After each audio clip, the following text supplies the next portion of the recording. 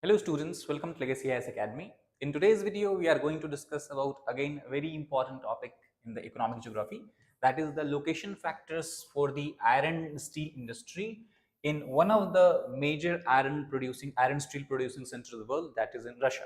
So we already have discussed till now in previous classes the iron and steel industry of North America, iron and steel industry of Europe, and today we are going to discuss about Russia and then possibly about Japan and China.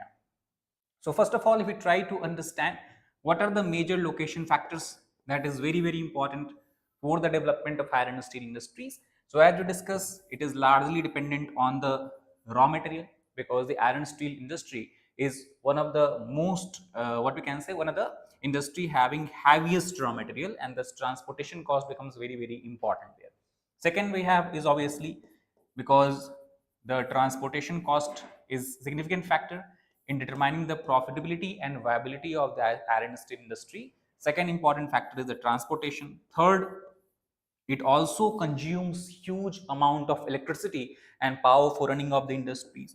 Fourth, we can say the factor is what we can call as the availability of water, because the water requirement is very high in any of the iron and steel plant, and that is why you will see that most of the steel plants are generally situated either in the coastal regions or at the bank of any of the rivers. And fifth, we can say is market.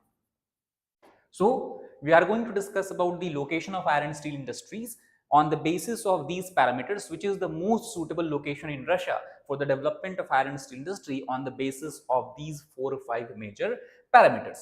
So let us try to understand this. Now, first of all, if you look at that where exactly the concentration of iron and steel industry is there. So if you look at the geographical map of Russia, here we have somewhere, we can say one of the mountains that is as old as the Aravallis of India, that has formed about 700 million years ago. These mountain is what we can call as the Ural mountains. So we have Urals here, and slightly to the east of Ural we have the capital city of Russia, that is Moscow, that is situated here. And if you try to understand the geography in the southern part of Russia, here we have a sea. This sea is called as Caspian Sea, which has southern border to the Iran. And on this side, if you come here, we have also another sea that is called as Black Sea. And on the upper side, you have the Arctic Ocean somewhere here. And here you have the Gulf of Finland, where you have a city, one of the major city of Russia, that was earlier called as Leningrad. Now it has been renamed as St. Petersburg. So St. Petersburg here, and here you have Finland, and then here you have the Gulf of Finland. So this is how we can understand the western part of Russia actually looks like. And if you come more to the central part of Russia, the part that is slightly situated to the north of a very important Central Asian country, that is Kazakhstan. And this region, this is what we can call it as is a part of Central Siberia. So this is our Siberian region. We have Siberia here.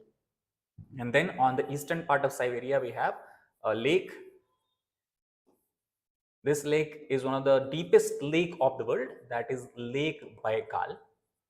And actually, if you come more to the east side of Lake Baikal, you have one of the major ports of Russia that is situated on its Pacific seaboard, on the Pacific Ocean coast, that is Vladivostok. So basically, if you try to understand, on this side it is connected to Black Sea, from Black Sea to Mediterranean Sea, upper side it is connected to Arctic Ocean. In the western side via Gulf of Finland, we have connectivity to the Atlantic Ocean, and then we come more to the east. Here we have the port, the easternmost port of Russia, that is Vladivostok. And then in south you have obviously China. So that is overall you can understand the major geographical features of Russia. Now the question is where we have the concentration of iron and steel industry in Russia. So basically, as we have discussed, the iron and steel industry is based on the location of raw material, and the most important raw material obviously is the availability of iron ore and steel. So in this case, actually the Ural Mountains region, as we have discussed before, here we have a concentration of iron ore. And on the other hand, if you come to the Siberian region, that is to the north of Kazakhstan, you have the concentration of coal. That means what we can say, that this Siberia is a coal rich belt, Urals is the iron ore rich belt, And then nearby Moscow region also we have the concentration of coal, but low grade coal that we can call as lignite coal. So here we have lignite. So iron ore in the central part we can say, lignite in the east, and good quality high grade of coal is found in the Siberian region. Now what Russians have did is they have connected this entire region with a railway line, which is the longest railway network of the world, which you might have heard about is called as Trans-Siberian Railway. So basically Trans-Siberian Railways connects your St. Petersburg to the Moscow region here. And thus the railway wagons which are moving through this region, they can carry the lignite coal, and then further it is extended to the Urals, and then through the Urals it is extended to the Siberia. From Siberia then it is extended to the south of Lake Baikal all the way up to Vladivostok, and from there one line basically comes to China. So this is the longest railway line of the entire world, which we call as Trans-Siberian Railway. And Trans-Siberian Railway is something which we can also call as the backbone of the industry of Russia, especially the iron steel industry of Russia. And most of the iron steel producing plants, producing centers are situated somewhere close to this Trans-Siberian Railways. I will write here the name of the railway line. This railway line is what we can refer as Trans-Siberian Railway line. So we have lignite, iron ore, coal. So what happens here? Here this entire region where we have the concentration of coal, this region is known by the name of Kuznetsk. The basin is called as Kuznetsk Basin. Kuznetsk, other name given to the same area, it is also called as Kujbas. And as we discussed in the Urals, we have the iron ore, here we have lignite. So what happens, for example, lot of iron ore steel industries are situated here. For example, in the Urals itself, you have the largest steel manufacturing plant of Russia that is situated here. So here, for example, you have one of the major plant we can write is called as Magnitogorsk. Yeah, Magnitogorsk. In Urals, actually, the iron ore is found concentrated in one small mountain that is called as Magnet Mountain. That is something you can also write down. So, in the Magnet Mountains of Ural, you have a high grade of iron ore, and in Magnitogorsk, you have one of the major iron steel producing plants.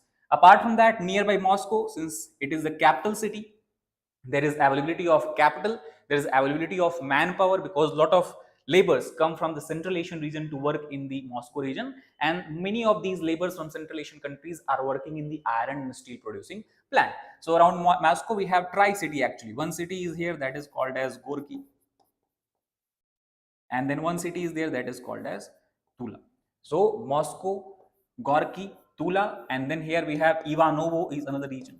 So we have steel producing center at Ivanovo. So around the Moscow region, these four cities are the major iron ore producing center: Moscow, Ivanovo, Gorky, and Tula. In the Urals, you have the Magnitogorsk, and on this side you have a city that is called as Perm.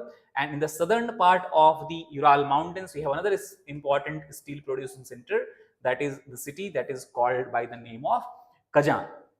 And then here in this side, that is the eastern side of Ural mountains, again one of the largest plant of Russia is situated in the city that is called as Chelyabinsk. So first region, what we can say, steel producing region, is Moscow, Ivanovo, Gorky, and Tula, where we have lignite coal, and iron ore is obtained by the transportation through the Trans-Siberian Railways from the Magnet Mountains or the Ural mountain regions. Now Ural mountains, we can think that why we have so many industries and like that. It is not mountains actually.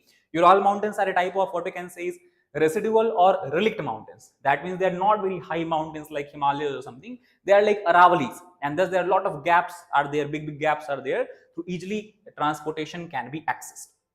So Magnitogorsk, Kazan, Chelyabinsk around Ural, and Perm also. And then further what happens, since if suppose the coal rich region is Kuznetsk region, so when the iron ore is being transported by railways from the Urals to the Kuznetsk region, when the railway wagons are returning back, obviously it will not make sense for them to return back empty. So what they do, they take the coal from the Kuznetsk region and transport the coal to the Urals. So in that case, what will happen? Ural will have iron ore plus coal, and thus Kuznetsk also will have iron ore plus coal. And that is why this entire belt is geographically called as Ural Kuznetsk combined region, because we have the iron steel industry that has developed in this region, which are complementary on each other. So we have Ural Kuznetsk combined region, the largest steel manufacturing industry of Russia that is situated. Then here around Lake Baikal, you have another steel producing center that is called as Irkutsk is there, and then in Vladivostok. Now here we have the other industries around iron steel industry in Vladivostok. The region is very simple here.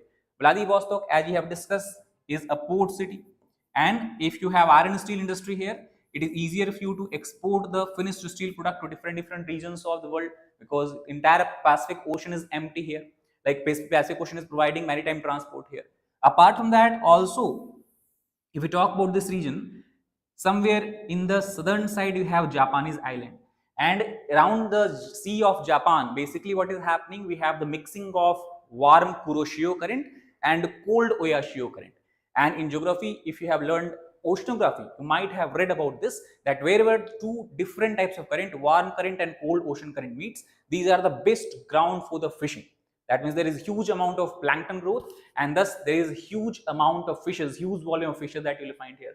So nearby Vladivostok also we have one of the most rich fertile fishing ground in the world, and thus in Vladivostok we have development of another industry, that is shipbuilding industry, because the fishermen here, the commercial fishing is being practiced here, so they require huge number of boats and ships for commercial fishing. Trawlers are there.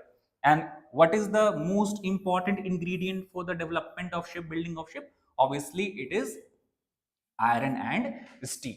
So first, because of the port location, and second, because of heavy demand by the shipbuilding industry, we have development of iron and steel industry in the Vladivostok region as well.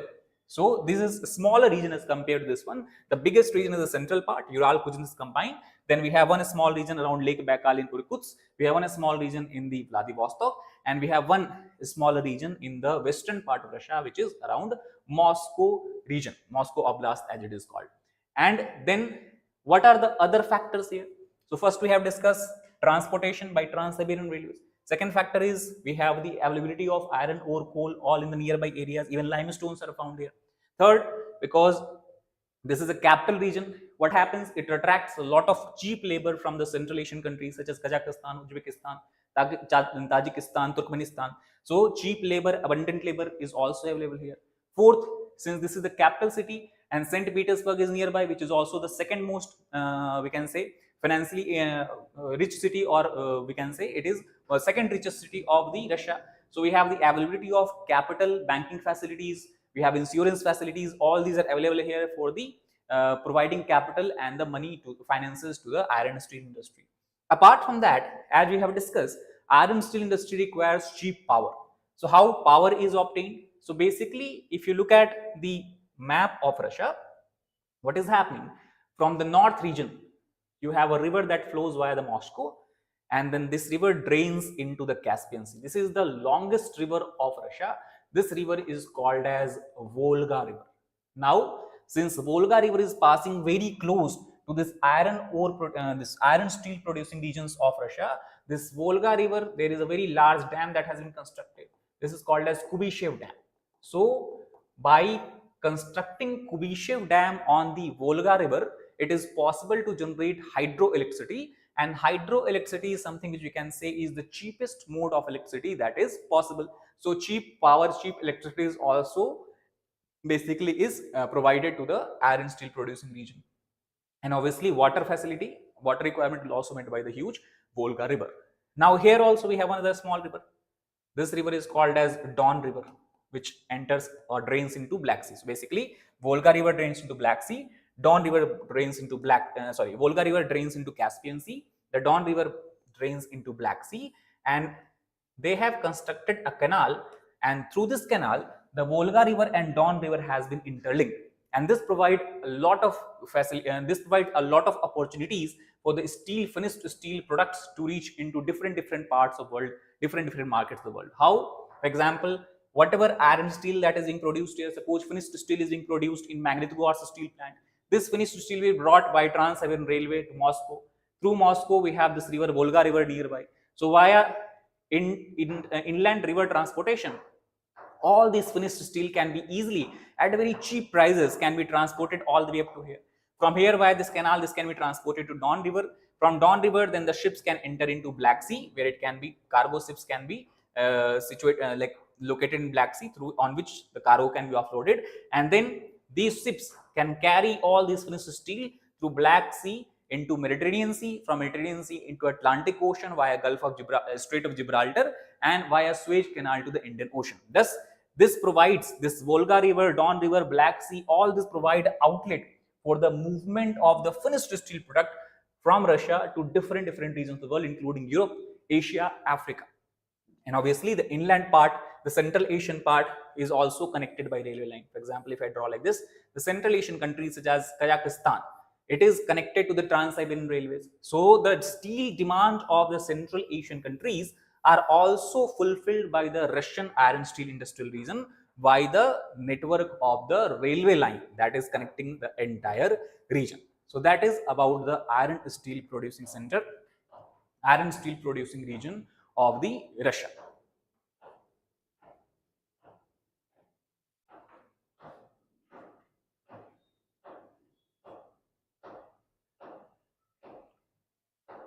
Now, what we have to talk about, is the second important iron steel producing center, that is the China. So let us try to understand where and what are the major location factors that actually help in development of iron steel industry in China.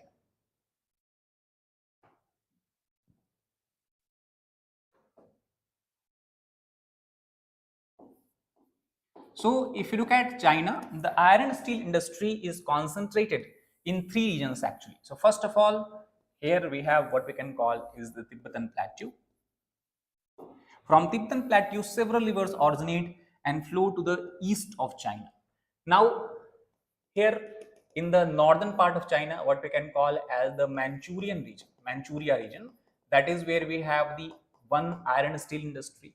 Then second iron steel industry is situated somewhere around another river is there. That river is called as Wangho River. Also, this river is known by the name of Yellow River. So we have Wangho River and we have the Yellow River. Now, what happens from the Tibetan Plateau to the south of Wangho River, we have another very large river of China that originates, which is called as Yangtze Kiang River. And then further in the southern part, we have another river that is called as Xinjiang River. So, Manchuria region, then we have Wangho region, then we have Yangtze Kiang River, and Yangtze Kiang River drains into East China Sea through the port of Shanghai, and along the Wangho River somewhere you have the capital city of China situated, which we know it is Beijing. So somewhere here we have the Beijing. And here Xinjiang River drains into the South China Sea near the Hong Kong via this place that is earlier called as Canton, but now the Canton was the anglicized name. Now the name of this place has been converted into what we can call as Guangzhou. So basically these are the 4 major iron steel producing regions of China. In the north we have Manchuria. Now why we have iron steel production center in Manchuria? It was largely developed by the Japanese colonialists. When Japanese actually captured the Manchuria region from China in the earlier time, in the early 20th century, here you have rich iron ore as well you have the coal reserve. So that is why we have development of iron steel, because Japan does not have any raw material that is required for development of iron steel industry. That time they were heavily dependent on the Manchurian iron steel industry for sustaining their wartime machinery, especially during the World War II. And later on, now if we talk about, Japan largely depend on the imported raw material from Australia, India, Philippines, Indonesia for sustaining their iron steel industry. So in Manchuria, why? Because of presence of the local raw material. Second is around the Beijing region. We have the second region where we have development of iron and steel industry, because obviously this Wangho River provides a very good inland waterway transportation. And also, since this region is close to Manchuria region, the raw material are basically being transported from Manchuria to Beijing, and then inland waterway transportation helps. And then obviously what happens here, we have the development of the iron and steel industry. Second, because Beijing is also the capital of China, there is availability of capital. And also, since most of the Chinese population, 2/3 of the Chinese population are situated along the eastern coast of China, we have the availability of cheap, abundant and skilled labor. So we have capital, because capital and finance banking facilities, because the Beijing is the capital. Second, We have the high population density, so it is one of the what we can say the region having the cheap abundant skilled labor. Third, inland waterway transportation is available through the Wangho river or Yellow river. And fourth, it is very close to the Manchuria region, which is known for its iron ore and coal reserve. Now, the largest iron steel producing region of China is situated in what we can call as around or along the Yangtze-Kiang River, and here also we have port access via Shanghai. However, Yangtze-Kiang River is a navigable river. It provides same inland water transportation facilities like Huanghe River, and also along this Yangtze-Kiang River, two centers are there basically. One, which became very popular due to COVID-19 epidemic outbreak, that is Wuhan is there. Second reason is obviously the coastal city, that is Shanghai is there. So Wuhan, Shanghai, then there is one other region that is called as Fushan, that is also situated around nearby. So inland waterway transportation, and around the southern bank of Yangtze-Kiang River Valley, you have good reserve of what we can call as coal plus iron ore, especially the Wushan region. The Wushan region is rich in iron ore and coal is also available here. So availability of raw material, inland waterway transportation, access to port via Shanghai port, availability of cheap abundant skilled labor, because of the same factors that applies to Beijing. And to top it, what Chinese have done, they have connected a canal which basically connects the Wangho river with the Yangtze river. So basically this entire belt is very well connected by inland water transportation, the cheapest mode of transportation, thus providing this a kind of uniformity in terms of the location factors. Then very recently, what Chinese have done in the city of Wuhan, they have constructed a dam which is the largest dam of the world, which we can call as which is called as the Three Gorges Dam. So basically Three Gorges Dam provide what? Cheap hydro electricity. So power is available, cheap navigation sources, cheap we can say inland water transportation that is available. We have cheap abundant skilled labor is available. We have the Shanghai, through this we have port access. Through this port, China can then transport all its cheaply produced steel to different parts of the world, including entire Asia, Southeast Asia, Japan, Hong Kong, Taiwan, even then to Australia, Korea, and all these regions. So they have very good location here. And the fourth region we can say is situated around the Xizang River near what we can call as the port of Guangzhou. So this is the fourth industrial region. Almost similar location factors that is applicable here is applicable here as well. And also this region is very close to Hong Kong. So Hong Kong port, Guangzhou port, these are very, very important port. And also if you actually look here in the south, we have a city of China that is called as Shenzhen. Now Shenzhen is a city which actually uses huge amount of iron steel, because Shenzhen is one of the major manufacturing base of China, where a lot of what I can say multinational companies, the Chinese domestic companies has set up their plant that produces different kind of materials, such as you have automobile manufacturing plant is there, you have mobile manufacturing plants are there. So all these also consumes steel, thus market is also available. That means China has a domestic market around these coastal regions, as well as it has access to the export market because of the accessibility to the port via Shanghai, Guangzhou, and nearby Hong Kong region. So that is the major location factors that has helped in development of iron and steel industry in the eastern belt of China. To revise, first belt is Manchuria, second belt is around the capital Beijing, third belt is around the Shanghai Yangtze-Kiang River Delta, and fourth belt is along the Xizang River near the city of Guangzhou and Shenzhen. So that is about the iron steel industry of China and Russia. That is all for today's session. In next session, we are going to discuss about the iron steel industry of Japan as well as India. Thank you very much.